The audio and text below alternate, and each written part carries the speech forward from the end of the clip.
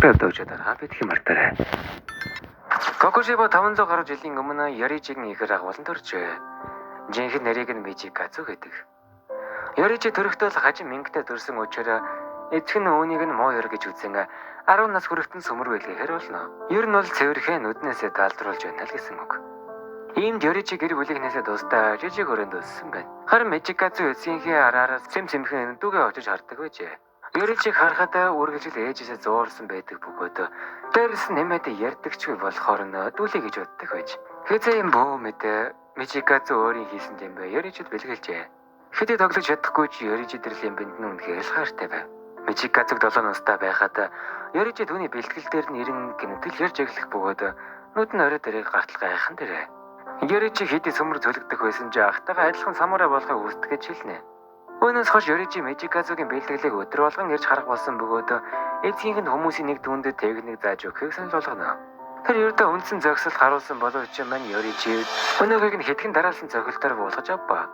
Харин ганц ч удаа зохил буулгаж үзээгүй Mijikatsu түүнээс нууцыг нь асуусан ч тэр ердөө л өрсөлдөгчийнхөө уушигны хөдөлгөөн яс булчингийн бүтэц цусны орсголыг мэдэр сайн гэв.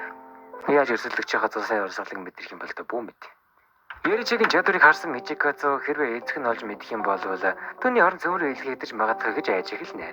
Гэтэл Yoriji түүний хаалгыг тогшин эцэг нь залгамжлагч нь болохыг санал болгосныг хэлэх ба мөн гэрээсээ явж буугаач хэлэх юм.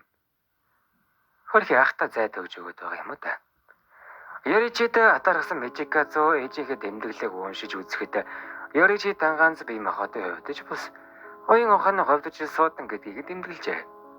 Яг үнэндээ Yoriji ээжээсээ зүгддэг биш харин өвчтөе ээжээгээ түшин явдаг байсан тэр ээж.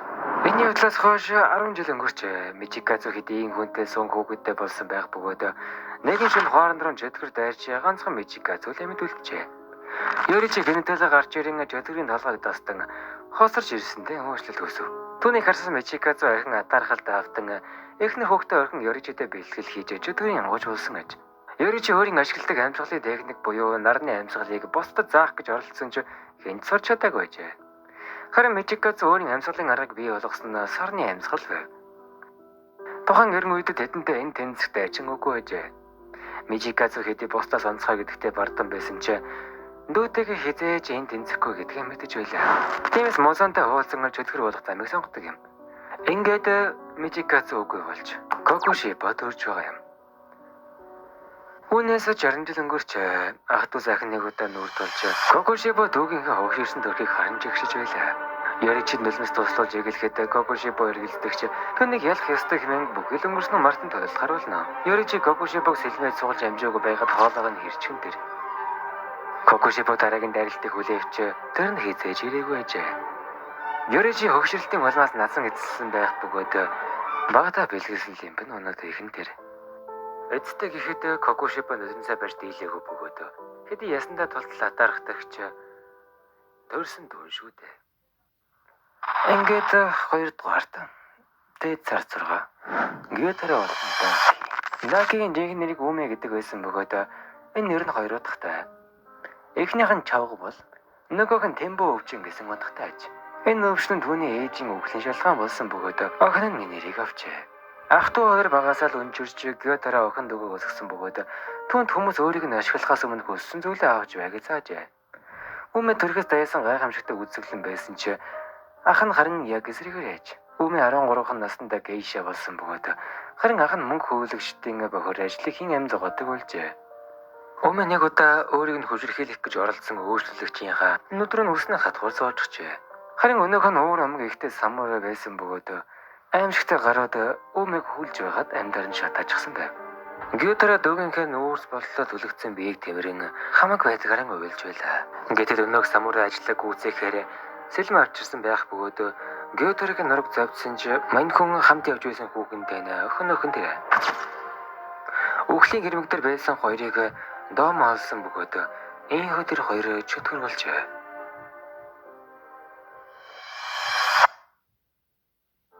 200 орчим жилийн өмнө Akaza Hakuji гэх нэрээр амьдардаг байжээ.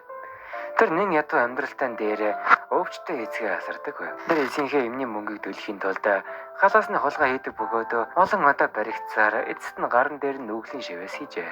Ингэснээр түүнийг хүмүүс танин зайлс хийх юм гин. Ингээд ч болоогүй түүнийг ахин хулгай хийвэл гарыг нь тасна гэжээ. Гэртээ ирсэн даруйда Хакуч зочирдсан мэдээ сонссон бөгөөд түүний эцэг хүүгээ баригдлагцныг дуулан өөрийгөө дүүжсэн байв.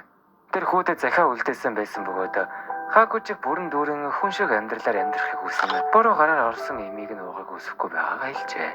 Гэмт хэрэгтэн болж амьдрах газарчгүй болсон Хакучи удалгүй толгоноос хөөгдөжээ. Тэр эсийнхээ үхэл эмч авч чадахгүй байсан амьдралдаа амьдарч буй нийгмээ буруутган хүмүүстэй дулаан өдхөлжээ. Нэгэн удаа тэр годомтонд явж байсан нас дурсан 7 эрэгтэй хагас өгслүүд болтол зодсон бөгөөд түүний харсан Кайзо гэхээр Хакучиг өөрийн тулааны урлагийн доожод үржээ. Кайзогийн хэд баясгалантай зангас залгсан Хакучи түүнээс салахын тулд тулаан дуудана. Гэсэн ч тулааны урлагийн мастрыг арай дийлэхгүй байсан бололтой. Ингээл Кайзо Хакучиг доожодоо авчирсан бөгөөд багшсныхаа хариуд өвчтөе охин Коюкига асруулахар болно. Түүний ээж хэтэх стрессээс болоод амиа хорлцсон юм гэсэн. Эцгийгээ асардаг байсан Хакучид ямар ч асуудалгүй байсан бөгөөд өнөө огт нь гинэд уйлаад байдаг болохоор л жаахан эвгүй байдаг байсан гэж. Тэд бодлого нэгэндээ дасаж эхлэх ба Хакучи түнд дараагийн галын наадмыг хамтдаа үзье гэж хэлснээр маш их хором зориг өгчээ. Коюкич хэсэг хугацааны дараагаас эрдэж эхлэх ба Кайзо Хакучид өөрийн доожо болон охиноо даатгаж өгмөр байгаагаа хэлэх ба Хакучи ч мөн тэднийг өхөн өгцөө хамгаална гэж амлажээ. Түүний амьдрал илтдээ ирсэн бөгөөд эцсийнхээ буушин дээр очиж залбирахаар шийднэ. Түүний залбирал үйлдэн сууж байтал доожигийнх нь гишүүн Коюки эцсийнхээ хамт нас барсан гэдгийг дуулгав. Өрсөлдөх доожигийн эзэн тэдний уугуусыг хордуулсан байх ба Коюки Кейсо хоёр үнээс нь насаржээ. Дээрдэж байсан амьдрал нь оронгоороо эргэж хэлгэнсэн Хакучи өнөх доожигийн бүх 67 гишүүнийг нүцгэн гараараа хөнөөж танигдахын аргагүй болгожээ. Энэ мэдээг сонссон муусан тэр дараа тосгонд ирсэн бөгөөд Хакучи чөтгөр болох санал тавина. Амьдрал нь хэдийн удаг учиргүй болсон Хакучи муусаны саналыг зөвшөөрчээ. Хэдийгээр тэр чөтгөр болсон хойно бараг бүглэрсэмжээ алдсан хэдий ч нэг ч удаа эмэгтэй хүн гинтэж байгаагүй гин. Түүний үнэнч зан дууштай байдал нь музанд үнэхээр таалагддаг учраас Акасаг онцгой даалгавруудад явуулгуулжээ. Бичлэг энэгээр өндөрлөж байна. Дараагийн бичлэгийг үзэх хүсвэл лайк болон сабскрайб